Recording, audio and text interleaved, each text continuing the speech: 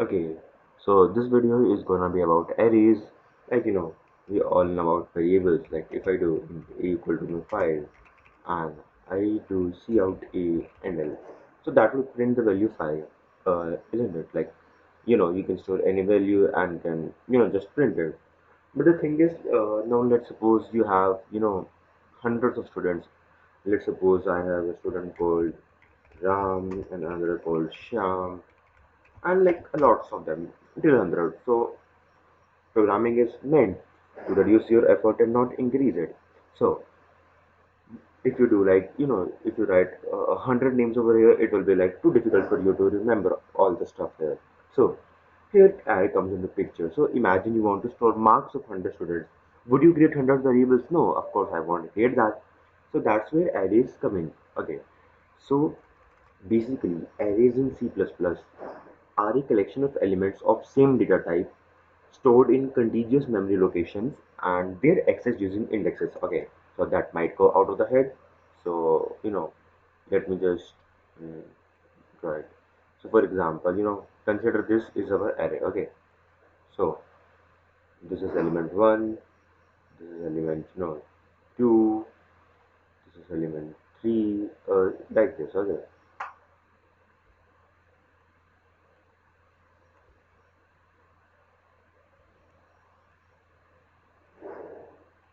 I mean,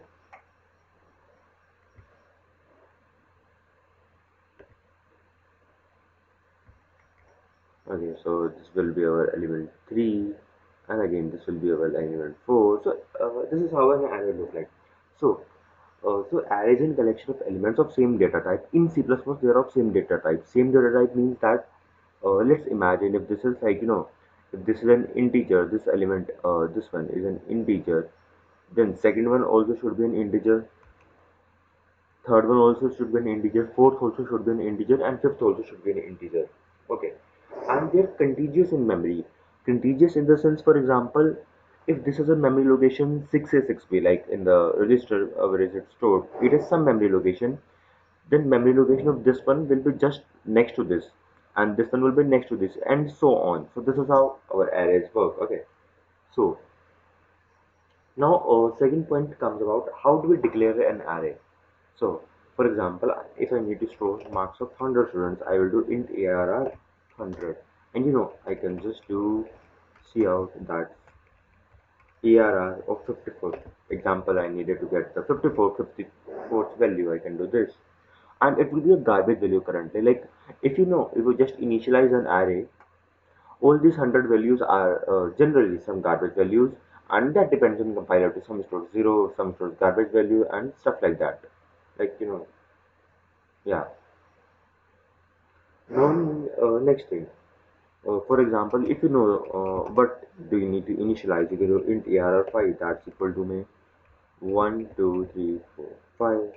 Now here these are just these 5 values, and if you do cout arr of 6, let's see what it prints. It's like out of bound, but it let's see what it prints.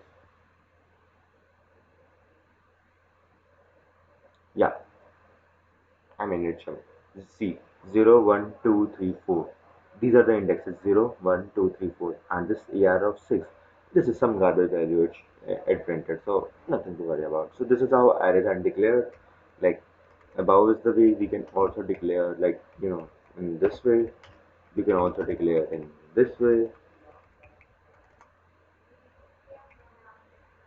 Okay, so I should name it something else. So in this third one, here the compiler figures out what's the size of the array.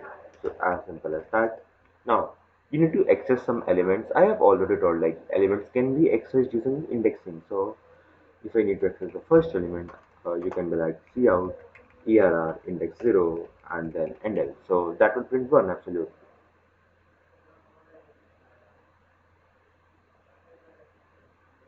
So this printed one. So this is how elements can be accessed, and this happens in of one time. So this is how elements are indexed. As simple as that.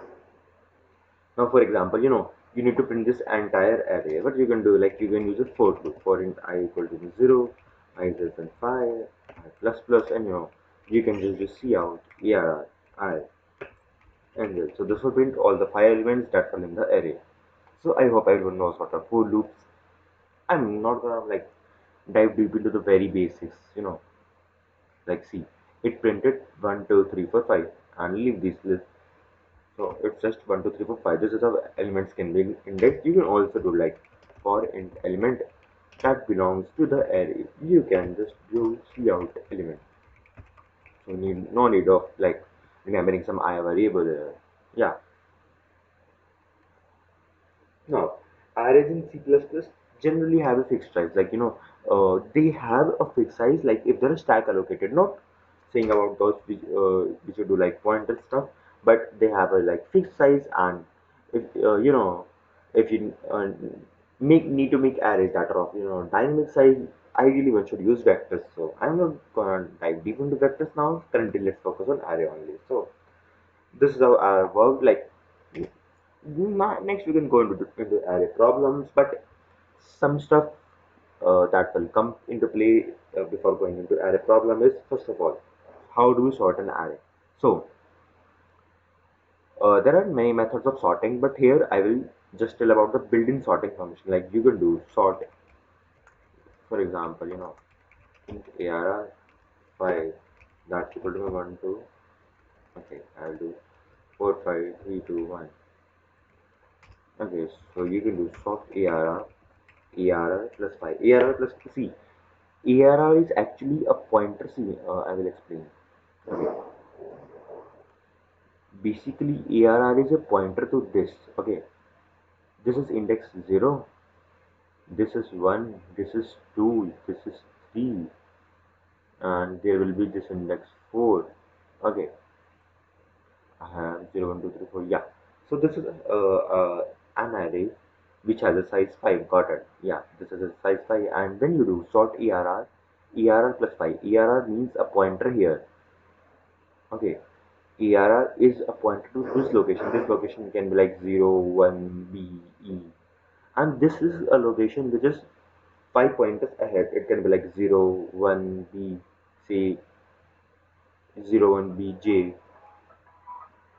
This is a location, which is around 5 pointers ahead. So if you do sort ER plus 5, it knows that I need to sort element between these memory locations. So, you can just run it.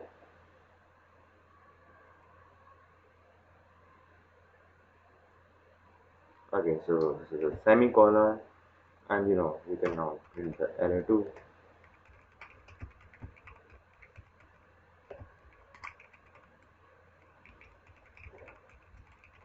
So yeah, probably this is how this works. Now it will print a sorted array, as simple as that. Okay. So next is maximum and minimum element. Like ideally you can do this through code, but I will give you a workaround like the built-in function. So into max element, that is equal to std. So this is again a built-in function. It goes from array to array plus 5, and similarly you can do int min element, that's min element from ARR to 5 locations ahead. ARR plus 5. That makes sense. And you can just print out them. Yeah.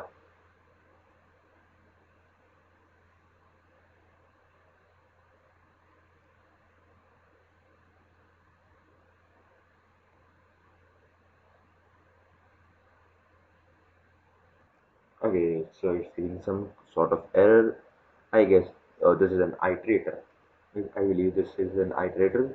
So I should do star, and of course actually is already included. So I don't know. I shouldn't do it again. So I should do star. Star means the value pointing to this location. Pointer, I mean. So see, I printed max element, it got 14. So as simple as that. Okay. So the next thing is like there are two kind of array. There are generally we use 1D array, 2D array, but you may find problems of 3, 4D arrays too. But generally we do 1D and 2D arrays. Okay. Like this is a 1D array, and if you want to declare a 2D array, you can just do like int, say it's called matrix 3 3. Okay, so I should do 1 to 3.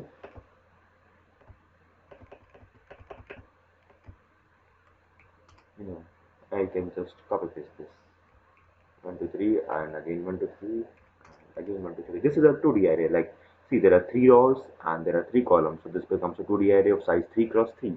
This is how it works. Okay, now the most important thing in array is that it's updating. Like,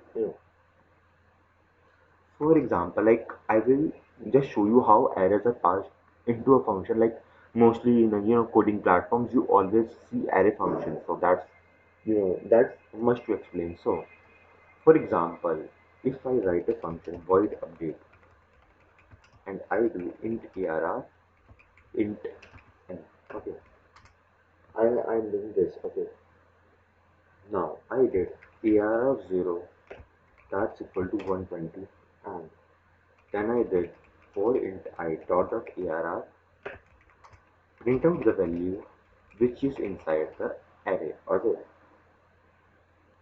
and let's suppose I am declaring an array of size 5 here, whose array of 5 whose elements are 1 2 3 4 5. Okay, now I should do AR of 0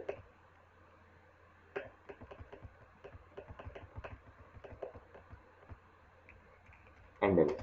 And now I am trying to update the array. Update ARR. Okay, so this is how I will be updating the array, and there is some size being passed. Okay, then I will again do cout ARR of 0 and NL. Let's see what it prints. Here I am inside update function. I should do an NL, and here I am inside main. Okay, and this is after update. See, now let's see what it prints.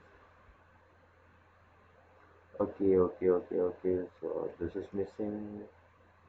Uh, Here also this is missing.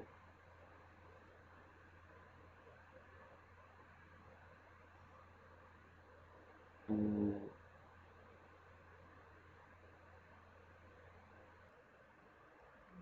okay, so this is missing. Let's see how it goes. Like, it will throw an error. Of course, it should. I mean, see. Now the problem is, like, whenever an array is passed like this, like, void update int arr int n, like, whenever an array is passed through a function, you can't do this. You can't use a range based for loop. Reason is, compiler should know the size. This is the problem of array. Like, what I told you, like, compiler doesn't know where the array ends. Like, I told you it's an contiguous memory location, and you have passed ARR. So ARR is basically, see, ARR is basically this. The pointer here, this is ARR. And if you do for int I dot ARR, compiler doesn't know till where to iterate. So this won't work, first of all. So whenever you pass to a function like this, you should always use the size based thing. So that's why I already declared the size there. Yeah, for int I equal to 0, I less than n, I plus plus. Okay, and you can do cout er of I and then end. Okay, now it should work ideally. Okay. This is a missing semicolon. See, now let's focus here. Okay, so my function starts from here. First of all, it will do main print, then it will do ERO 0, that's one print. Now it goes up inside update function. If did ERO of 0 is 120. Now it updated here. Okay, it has updated here to 120. And the most important thing, if you do update err comma 5, it updates inside, and it also updated the main array. Actually, the thing is, by default, when you did this, the ERR is passed by reference, a reference of the first memory location of the first, first element stored there. It's by default by reference. Okay, I hope you know what's the difference between reference and value. So whenever it's passed by reference, the change that's being made here is actually reflected here. Okay, but if you pass it by value, like passing array by value is like some complicated syntax. Like either you can do hashtag include array, or you can do like err. I mean err array int comma size, and you can declare an array called err, and you should include the array. So this is how you can pass by value somewhere here. But passing array by value, no one does. It's generally passed by default by reference. So if it passed by reference, any change that's made here is of course reflected here. Now let's see how much space an array consumes. So basically, let's see how much space an array consumes. So generally you do int size. You can do like error 5 I have declared, but you can also int size equal to mean that size of err divided by size of err of 0. Now why this works? The thing is, okay, so let me just complete the code, then I will tell you why this works. Okay, it printed 5. The thing is, size of err is actually the size of this complete thing. For example, let's assume in a one occupies say 4 bits. Okay, 2 for 3 4 bits, 4 bytes. I mean 5 also 4. Okay, so that makes a size of 5 cross 4. That is a size 20. So size of ARR is basically 20, and size of ARR is 0. Let's suppose it occupy 4, then that size will be 4. 20 divided by 5. I hope you know like integer occupy how many bytes. I guess it's 2 or 4. Let me just search.